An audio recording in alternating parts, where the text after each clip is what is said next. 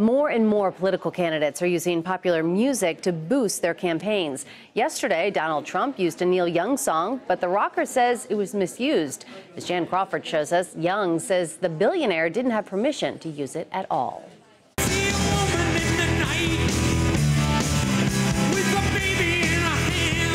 For Donald Trump, the song playing at his presidential kickoff may have seemed like the perfect choice, an anthem trumpeting freedom. But Neil Young didn't see it that way. He said Trump's use of his song, "Rockin' in the Free World," was not authorized, and that he actually is a supporter of Bernie Sanders, a candidate on the opposite side of the political aisle. A campaign spokesperson said Trump paid for and obtained the legal right to use the song, but we won't be using it again, closing with a compliment that Trump likes Neil very much.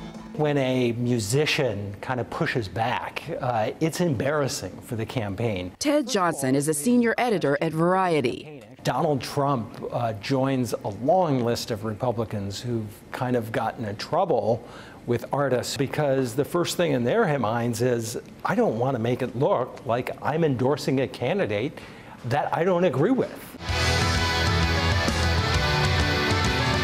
After Wisconsin Governor Scott Walker used music from the Dropkick Murphys, they tweeted at him, "We literally hate you." Some campaigns have gotten creative over what supporters hear at rallies. At his presidential announcement last month, Dr. Ben Carson hired a gospel choir to belt out Eminem's "Lose Yourself." Nearly 2 weeks ago, Republican Rick Perry took the stage to a personalized version of a country rap song, "Answer to No One." Perry even made a push for sales of the song. So go to iTunes and buy it and get a little country rap going. Mitt Romney and Newt Gingrich were both criticized for playing this song. The auditory dust-up has been a part of the political landscape for decades. In the 2008 election, Jackson Browne, the Foo Fighters, and John Mellencamp all asked John McCain to stop using their music. I mean to run hard. And George H.W. Bush's 1988 campaign ran into a hiccup when Bobby McFerrin objected to Bush's use of his feel-good song.